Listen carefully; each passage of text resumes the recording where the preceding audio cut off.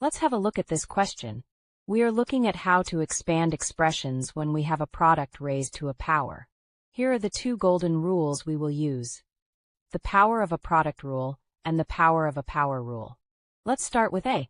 This is the simplest version. We have 3 on the outside, so we give it to both the 5 and the 4. So 5 gets a power of 3, and 4 gets a power of 3. We end up with 5 to the third power times 4 to the third power. For B, the 13 already has a 6th power, and we are bringing a 4 from the outside. So for the 13, multiply the exponents. 6 times 4 is equal to 24. So 13 is to the power of 24. The 2 is just 2 to the first power, so 1 times 4 is equal to 4. So 2 is to the 4th power. We end up with 13 to the power of 24 times 2 to the 4th power. Moving to part C. We have the quantity 6 to the 3rd power times 11 to the power of -2, all to the power of 4. Even if we have a negative sign for one of the powers, but the math stays exactly the same, multiply the outside power by the powers inside. For the 6, multiply the 3 by the 4 from outside. We get 6 to the power of 12. Next, we have 11 to the power of -2. Multiply the power -2 by the 4 from outside. We get 11 to the power of -8. Part D. We have the quantity 5 to the power of -3 times 8 to the power of 7, all to the power of -2. Again, multiply the exponent outside the brackets by both powers inside the brackets. For 5, multiply -3 by -2, we get 5 to the 6th power. For 8, multiply 7 by -2, we get 8 to the power of -14. Always remember that if a number inside doesn't show an exponent, like the 2 in part B, it actually has an invisible power of 1.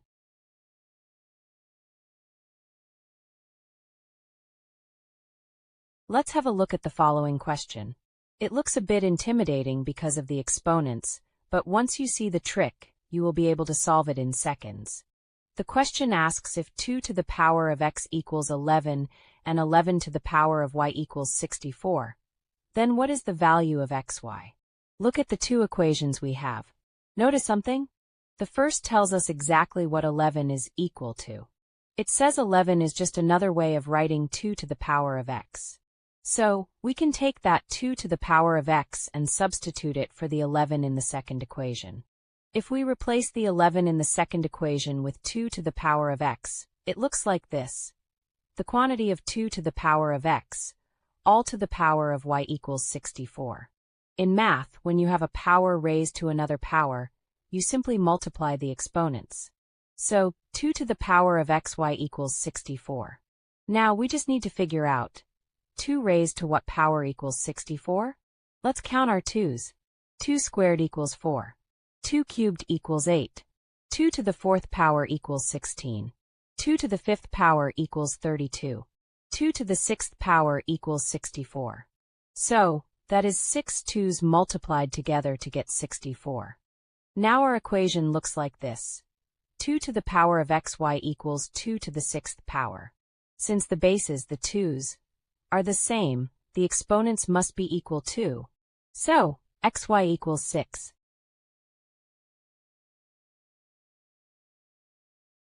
Let's take a look at this question. We are squaring a number that is already in scientific notation.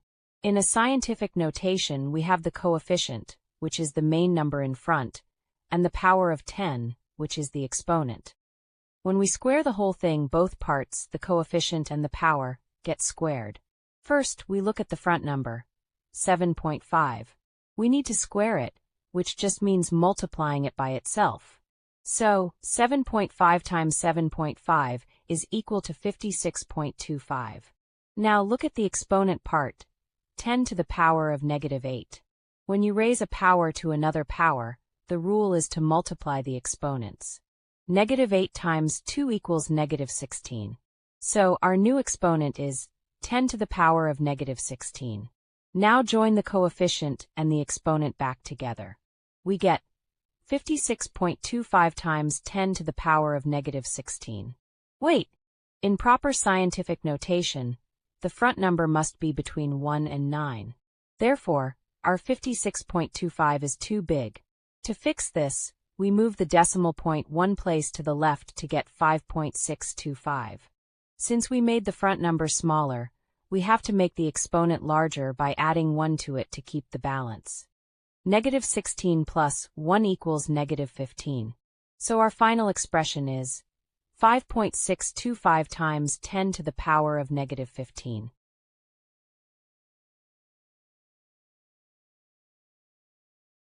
Let's have a look at this question. When you see an exponent inside parentheses and another exponent outside, you just need to remember one simple rule. Multiply the exponents. Let's start with part A. First thing to do is to identify the base, which is 2.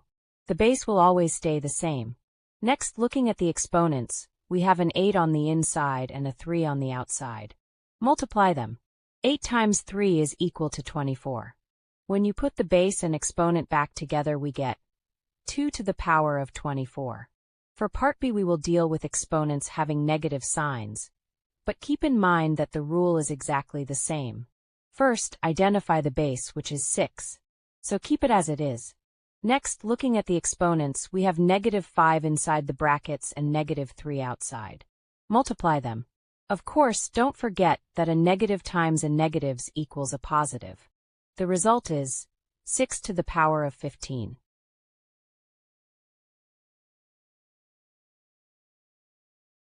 Let's have a look at this question. Whenever you see a fraction inside parentheses with an exponent outside, the rule is to apply that exponent to both the top, the numerator, and the bottom, the denominator. Let's have a look at part A.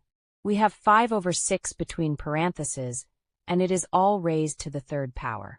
Over here, we give that power of 3 to both the 5 and the 6. 5 to the third power equals 125. 6 to the third power equals 216. Now let's check if there are any common factors in 125 over 216. As in any math test, you always want to make sure your fraction is in its simplest form so you don't lose grades. To find the factors quickly, think of the original numbers before they were cubed. The numerator was 5, which is a prime factor, so the factors are 1 and 5. For the denominator 6, the factors are 1, 2, 3, and 6. The rule is to look for any shared factor between the top and bottom. If they share none, their powers won't either. Therefore, our final answer for part A is 125 over 216. Part B. We have 1 over 7 all raised to the third power. Again, let us give that power of 3 to both the 1 and the 7. 1 to the third power equals 1. 7 to the third power equals 343. Since we have 1 for the numerator, then definitely this answer is in its simplest form. Part C. Now this looks a bit more crowded because we have exponents inside and outside the parentheses. Look inside the parentheses first. Let's evaluate those small power. 3 squared equals 9. 5 squared equals 25.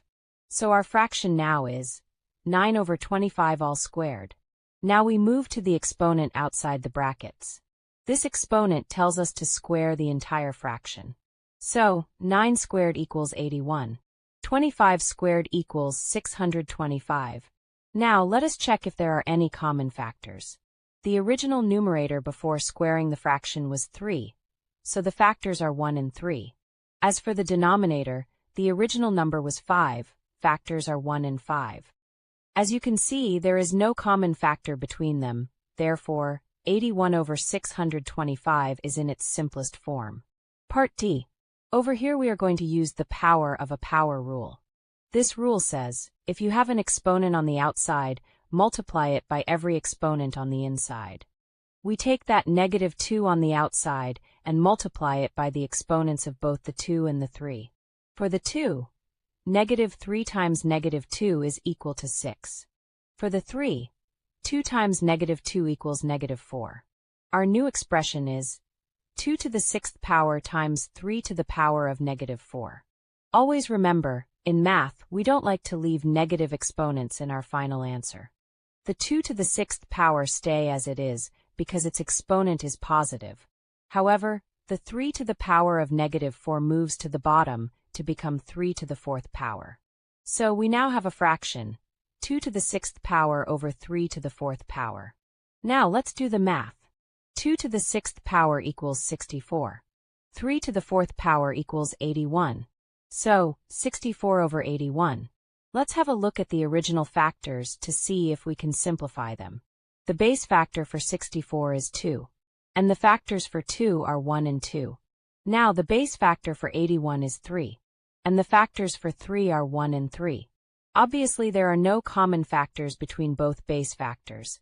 Therefore our final answer in simplified form is 64 over 81.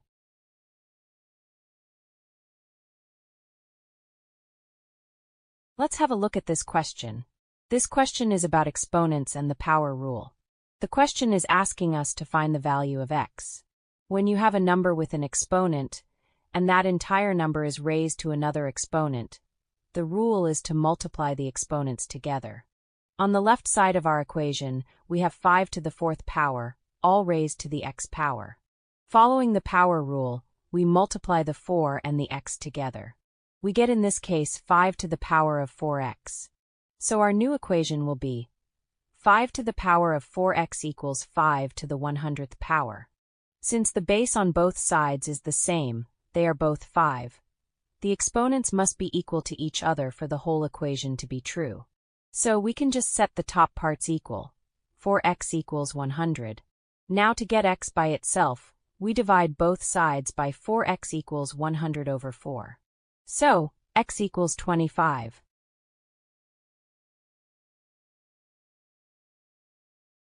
Let us have a look at this question. We are looking at negative exponents.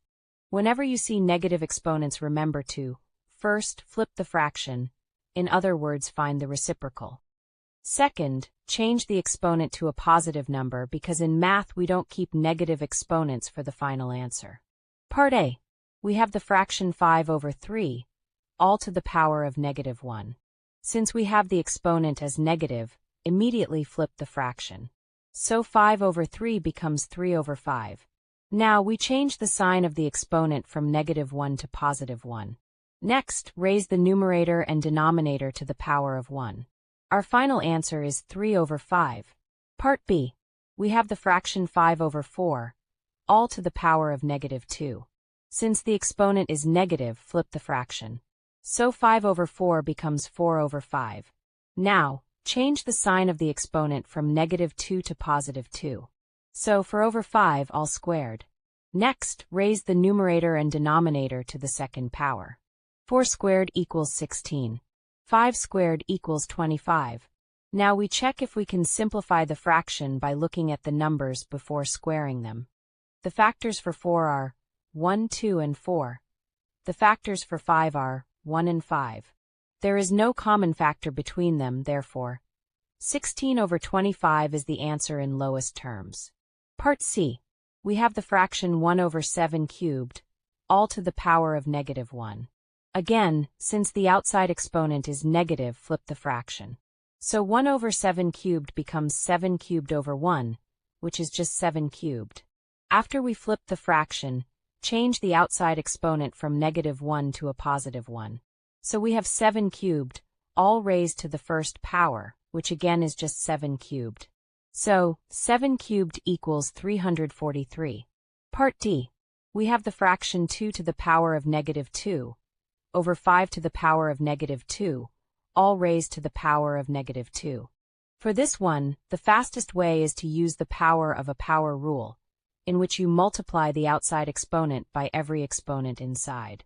For the numerator, multiply the exponents. Negative 2 times negative 2 is equal to 4.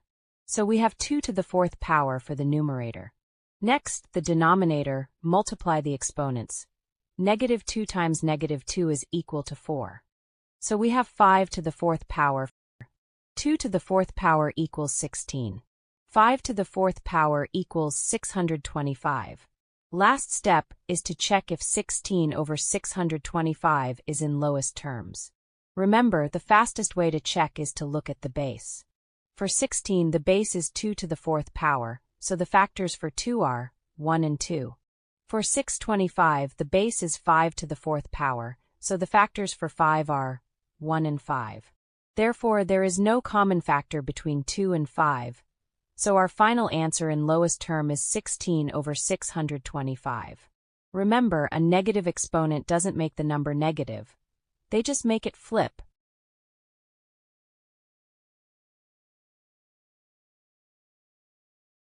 Let's have a look at this question. We need to find which of these statements are actually true. The first option we have is 2 to the power of 4 squared. Look closely, there are no parentheses around that 2 to the fourth power.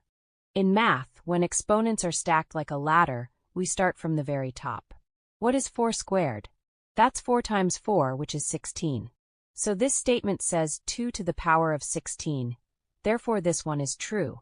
The second option we have 6 squared, all to the power of -2. They got the first part right, multiplying the exponents. 2 times -2 equals -4. But look at the last part. Does a negative exponent make the whole number negative? No, because a negative power just changes the base's position, therefore this option is false. The third option we have 6 squared, all to the power of -2. First, let's multiply the powers. What is 2 times -2? It's -4. This statement claims the answer is 6 to the power of 0. Looks like they tried to add 2 and -2. Therefore, this option is false. The fourth option we have 2 to the power of 4 squared. Wait a minute. This one is trying to sneak parentheses where they don't belong. 2 to the power of 4 squared is not the same as 2 to the fourth power all squared. When you see exponents stacked up like a ladder without any parentheses, we always start at the top and work your way down. The 4 squared is equal to 16, then we put that back on the base, so we get 2 to the power of 16. However, when we add the parentheses to the power, it changes the game. Start by looking at the exponent inside and the exponent outside. Multiply them together. 4 times 2 is equal to 8. Therefore, our final expression is 2 to the 8th power. Looking at the 16s, it looks like they simplified what is inside the brackets, the 2 to the fourth power, which is not the right way to solve it. Therefore, this answer is false. The fifth option we have 6 squared, all to the power of -2. They multiplied the exponents. 2 times -2 equals -4. Then they used the fraction rule to flip the 6 to the power of -4 into 1 over 6 to the power of 4, because we can't leave a negative exponent. This is why this option is true. For the last option we have 2 to the fourth power squared. Since there are parentheses around the 4 squared, this means 4 times 4, which is 16. So the answer should be 2 to the power of 16, and not 2 to the 8th power. Therefore, this option is false.